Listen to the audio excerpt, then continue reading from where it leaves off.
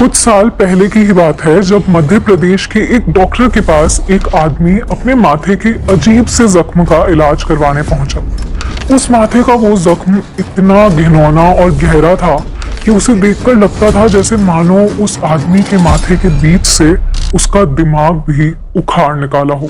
उस डॉक्टर ने बहुत कोशिश करी उस घाव को भरने की, उसे स्टिच करने की, पर डॉक्टर की हर कोशिश नाकाम रही। तभी एक दिन इलाज करते हुए डॉक्टर ने उस मरीज से यूं ही पूछ लिया, कहीं तुम अश्वत्थामा तो नहीं? पर यूं ही मजाक में कही बात ने उस डॉक्टर के होश उड़ाकर रख दिए। डॉक्टर ने कुछ ही देर के लिए अपना मुंह फेरा, उतने में वो मरीज गायब हो चुका था।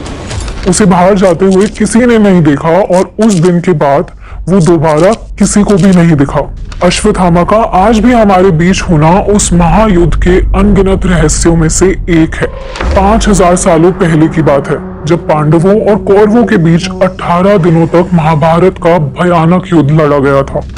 कहते हैं कि महाभारत के युद्ध में 1 अरब से भी ज्यादा लाशें बिछाई गई थी। महाभारत 18 लाख वर्ड्स लंबा एक एंशिएंट स्क्रिप्चर है, पर महाभारत के इस लंबे टेक्स्ट में कई ऐसी बातें हैं जिन्हें बहुत कम लोग या शायद कोई भी खुलकर नहीं जानता है। तो चलिए इस वीडियो में हम महाभारत के 4 और ऐसे माइंड ब्लोइंग राज जानते हैं जो आपके होश उड़ा देंगे। अश्वत्थामा महाभारत काल का एक ताकतवर और वीर योद्धा, गुरु द्रोणाचार्य का बेटा, जिसे भगवान शिव ने इमॉर्टैलिटी या अमर होने का वरदान दिया था। और कहते हैं कि अश्वत्थामा का यही अमरता का वरदान जल्द ही उसके सबसे बड़े श्राप में बदल गया था। अश्वत्थामा के जन्म के समय उन्हें एक मणि दी गई थी। ये मणि यानी जेमस्टोन उनके माथे के बिल्कुल बीच में था। इस जेमस्टोन की वजह से अश्वत्थामा की उम्र चाहे जितनी भी हो जाती, पर ना ही कभी उनको कोई शस्त्र और ना ही कोई बीमारी उनका कुछ बिगाड़ सकती थी। महाभारत के युद्ध में अश्वत्थामा ने पांडवों के खिलाफ युद्ध किया था। एक रात अश्वत्थामा ने पांडवों के टेंट पर हमला किया और 5 लोगों को जान से मार दिया। पर उन 5 लोगों का खून करने के बाद उन्हें पता चला कि वो 5 पांडव नहीं बल्कि पांडवों के 5 पुत्र थे। इतनी बड़ी गलती देख कृष्ण ने अश्वत्थामा के माथे से उस मणि को उखाड़ दिया और उन्हें श्राप दिया कि वो कलयुग के अंत तक जिंदा रहेंगे। बीमारियों से भरे पूरे शरीर पर छालों से घिरे कलयुग के अंत तक तड़पते रहेंगे। महाभारत में छुपी सबसे पहली पहेली कि शायद अश्वत्थामा आज भी जिंदा है। अब आते हैं महाभारत के दूसरे राज पर। महाभारत की जंग में कई लाशें बिछी थी, पर उनमें से किसी एक लाश के साथ कुछ ऐसा हुआ था जो आपकी और हमारी सोच के काफी परे है। ये कहानी शुरू होती है एस्ट्रोलॉजी से। जंग का दिन और समय सबसे छोटे पांडव सहदेव ने एस्ट्रोलॉजी को देखकर तय किया था। सहदेव को दिव्य दृष्टि का वरदान मिला हुआ था। वो एक बहुत ही विद्वान एस्ट्रोलॉजर थे जो भविष्य में झांक के उसे आसानी से प्रिडिक्ट कर सकते थे, बिल्कुल अपने पिता पांडु की तरह। अपने पिता की तरह सहदेव हमेशा ईमानदार रहते थे और जंग में दुश्मनों को भी निष्पक्ष होकर सहायता देते थे। पर सहदेव का ये वरदान कोई इत्तेफाक नहीं था। पांडवों के पिता पांडु ने अपने सभी पुत्रों से कहा था कि वो उनकी मृत्यु के बाद उनकी लाश को खा ले ताकि उन सभी को उनका ज्ञान और उनकी शक्तियां मिल सके। लेकिन सभी पांडवों ने अपने पिता की इस मांग को मानने से साफ इनकार कर दिया, सिवाय सहदेव के। सहदेव ने पांडु के मरने के बाद उनके शरीर के एक हिस्से को खा लिया और उनकी लाश के उसी हिस्से से सहदेव को दूरदृष्टि, एस्ट्रोलॉजी, आयुर्वेद और एक ईमानदार मन जैसे कई वरदान मिल पाए। जस्ट इमेजिन कि उस समय कैनिबलिज्म के थ्रू जनरेशनल नॉलेज ट्रांसफर की जाती थी। अब बात आती है महाभारत की तीसरी कहानी की, महाभारत के सबसे ताकतवर और बलवान योद्धा की कहानी। महाभारत का युद्ध पूरे 18 दिनों तक लड़ा गया था, पर एक योद्धा था जो इस पूरी जंग को अपने 3 तीर से एक झटके में खत्म कर सकता था, बर्बरीक। बर्बरीक घटोत्कच का पुत्र और शक्तिशाली भीम का पोता था। वो भगवान शिव का बहुत बड़ा भक्त था और उसकी भक्ति से खुश होकर भगवान शिव ने उसे कई वरदान दिए थे। बर्बरीक बचपन से ही एक बहुत ताकतवर वॉरियर माना जाता था। जंग की शुरुआत से पहले ही बर्बरीक ने कृष्ण को कहा था कि वो पूरी जंग को सिर्फ 1 मिनट में खत्म कर सकता है, जहां बाकी शक्तिशाली योद्धा जैसे भीष्म इसको अकेले 20 दिन में, द्रोणाचार्य 25 और कर्ण 24 दिन में अकेले युद्ध को खत्म कर सकते थे। वहीं बर्बरीक सिर्फ 1 मिनट में। पर बर्बरीक किसी के पक्ष में नहीं था। उसने अपनी माँ से वादा किया था कि वो सिर्फ कमजोर पक्ष से ही लड़ेगा। बर्बरीक की असली गुरु थी उसकी माँ, जिन्होंने उसे कई शस्त्रों को चलाना सिखाया था। वो अपनी माँ से किए वादे से पीछे नहीं हट सकता था। अब उसके वादे में एक बहुत बड़ी पहेली छुपी थी, जिस वजह से वो इस जंग का हिस्सा नहीं बन पाया। बर्बरीक इतना शक्तिशाली था कि वो जिस भी पक्ष की तरफ से लड़ता, उस पक्ष का पलड़ा अपने आप ही भारी हो जाता। अब अगर बर्बरीक को कौरव जंग में हारते दिखते, तब वो उनकी तरफ से लड़कर पांडवों को कमजोर बना देता और पांडवों को हारता देख बर्बरीक फिर से अपना पक्ष बदलता और फिर कौरवों को कमजोर कर बैठता। अगर बर्बरीक युद्ध में हिस्सा लेता तो सिर्फ पक्ष बदलता रहता और अंत में सिर्फ अकेला जिंदा बच पाता। इस पहेली को सुलझाने के लिए श्री कृष्ण ने बर्बरीक से उनकी कुर्बानी मांगी और उसे युद्ध लड़ने नहीं दिया। कृष्ण जी की बात मान बर्बरीक ने उन्हें अपना सर काट कर दे दिया और एक आखिरी मांग करी कि वो पूरा युद्ध देखना चाहता है। उसकी इच्छा पूरी करने के लिए कृष्ण जी ने युद्ध से पहले उसके कटे हुए सर को एक पहाड़ी के ऊपर लटका दिया और फिर वहां से बर्बरीक के सर ने पूरे युद्ध को निष्पक्ष होकर देखा। तो जो योद्धा उस युद्ध को सिर्फ 1 मिनट में खत्म कर सकता था, अंत में उसका कटा हुआ सर ही सिर्फ एक गवाह बनकर रह गया। अब ये तो बात हो गई इस पूरे युद्ध के अंत की, पर महाभारत एक बहुत ही भीषण युद्ध था, जिसमें ना जाने कितने हजार सैनिकों, हाथी, घोड़ों का खून बहा था। पर इस सब की शुरुआत हुई थी पांडवों की पत्नी द्रौपदी से।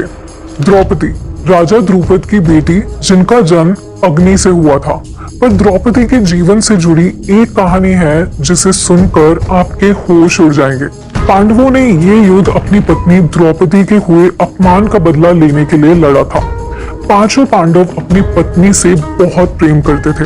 पर क्या आप जानते हैं कि आखिर द्रौपदी के 5 पति थे क्यों? कहा जाता है कि द्रौपदी अपने पिछले जन्म में अनमैरिड यानी अविवाहित थी और द्रौपदी ने अपने उस जन्म में भगवान शिव की सच्चे मन से प्रार्थना करी कि अगले जन्म में उनका विवाह निश्चित हो। पर उन्होंने ये प्रार्थना 1 नहीं 5 बार कर ली थी, जिस वजह से माना जाता है कि उनका विवाह 5 पांडवों से हो गया। लेकिन द्रौपदी के 5 पति होने की खबर जब नारद मुनि ने सुनी, तब उन्होंने उन्हें श्राप दे दिया कि द्रौपदी उन 5 में से सिर्फ एक ही के साथ इंटीमेट हो पाएंगी। अब इस श्राप को दूर करने के लिए वो फिर से शिव जी की भक्ति में मग्न हो गई, जिसके चलते भगवान शिव ने द्रौपदी को एक वरदान दिया कि द्रौपदी जैसे ही एक पांडव के साथ इंटीमेट होंगी, तब इंटीमेसी के बाद उनकी वर्जिनिटी फिर से वापस आ जाएगी। इस वरदान की वजह से द्रौपदी ने अपने ऊपर लगा श्राप हटा दिया और द्रौपदी के प्रेम में उनके 5 पति ने इस युद्ध को वीरता से लड़ा। पर महाभारत का पूरा युद्ध क्या सिर्फ इतिहास में मान सम्मान को बचाने के लिए लड़ा गया एक साधारण युद्ध था? महाभारत के ओरिजिनल संस्कृत टेक्स्ट में कई ऐसे सेक्शंस हैं जहां कुछ ऐसे शक्तिशाली शस्त्रों के बारे में बात की गई है। जिन शस्त्रों को चलाने के लिए योद्धा को गहरी विद्या प्राप्त करनी पड़ती थी। और महाभारत के स्क्रिप्चर्स में लिखे गए अस्त्रों के डिस्क्रिप्शन पढ़ो तो ऐसा लगता है कि वो अस्त्र किसी जादू या चमत्कार से चल रहे थे। कहते हैं कि अर्जुन का एक अस्त्र था जो उन्होंने जब कौरवों पर चलाया, तब उनके एक अस्त्र ने कौरवों की सेना के इतने लोगों को मार दिया कि पूरी रणभूमि पर खून की नदियां बहने लग गई थी। डेविड हैचर चाइल्ड्रस जैसे कई ऑथर्स और रिसर्चर्स का मानना था कि एंशिएंट टेक्स्ट में जो अस्त्र और शस्त्र हैं वो आर्म वेपन्स नहीं बल्कि मॉडर्न डे एडवांस्ड वेपन्स और कई न्यूक्लियर वेपन्स से मिलते जुलते थे। माना जाता था कि महाभारत में दुनिया का पहला पावरफुल वेपन या अस्त्र बनाया गया था। ये एक ऐसा अस्त्र था जो किसी का भी हाथ या सर बस एक ही झटके में काट कर अलग कर फेंक सकता था। कितने भी बड़े रथ हों, उनको सिर्फ एक ही झटके में टुकड़े टुकड़े कर नाश कर सकता था। कहने को तो ये अस्त्र कितने साल पुराना था, पर इसी का मॉडर्न डे वर्जन है RPG, rocket propelled grenade. RPG world war 2 के वक्त एलीट सोल्जर्स ने इस्तेमाल किया था। आरपीजी का यूज करके जाने कितने ही जर्मन टैंक्स और मशीनों को एक ही झटके में तबाह कर दिया था। अब बात अस्त्रों की है तो ब्रह्मास्त्र को कौन भूल सकता है। महाभारत में लिखा ब्रह्मास्त्र एक ऐसा अस्त्र था जो सिर्फ एक ही बार में कुछ लोगों को ही नहीं बल्कि पूरी सृष्टि को तबाह कर सकता था। ब्रह्मास्त्र लॉर्ड ब्रह्मा का बनाया एक आग के गोले के समान अस्त्र जो पूरी धरती में क्रैक्स और ड्रॉट ला सकता था। इस अस्त्र के चलते मानो लाखों मिसाइल्स छूट जाती थी और पूरी दुनिया में भयानक आग लग सकती थी। कई रिसर्चर्स का मानना है कि ये अस्त्र एक न्यूक्लियर बॉम्ब के जैसा था और महाभारत के युग में परशुराम, भीष्म, द्रोण, कर्ण, कृपाचार्य, अश्वत्थामा, अर्जुन और युधिष्ठिर ये सब इस अस्त्र को चलाना जानते थे। अब खौफनाक बात तो ये है कि कई रिसर्चर्स ये भी मानते हैं कि कुरुक्षेत्र, महाभारत का गढ़ is covered by a blanket of radio active material. अब ये सब सच में शायद इसी ओर इशारा करते हैं कि भारत के शास्त्रों में ना जाने कितने ही अनगिनत राज अभी भी छिपे हैं। लेकिन जहां महाभारत शायद सबसे पहली न्यूक्लियर वॉर थी, वहीं आज टेक्नोलॉजी और भी आगे बढ़ चुकी है। आज कलयुग में इस बढ़ती टेक्नोलॉजी और नई वेपनरी के साथ क्या पता आगे क्या होगा। हमारे शास्त्रों में बताया गया है कि कलयुग में जब अपराध अपनी चरम सीमा पर होगा, हर तरफ अन्याय होगा, बीमारियां, हवस और लालच का बोलबाला होगा और धर्म कहीं खो चुका होगा, तब विष्णु जी अपने 10वें अवतार में आकर अधर्म का नाश कर देंगे।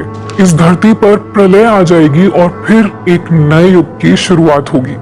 आज के हालात देखकर लगता है कि वो समय अब दूर नहीं है। इसी तरह हमारे शास्त्रों में ना जाने कितने ऐसे रहस्य छुपे होंगे जिनसे हम बेखबर हैं। आपका इन सब के बारे में क्या कहना है? क्या आप इन राज के बारे में कुछ और भी जानते हैं?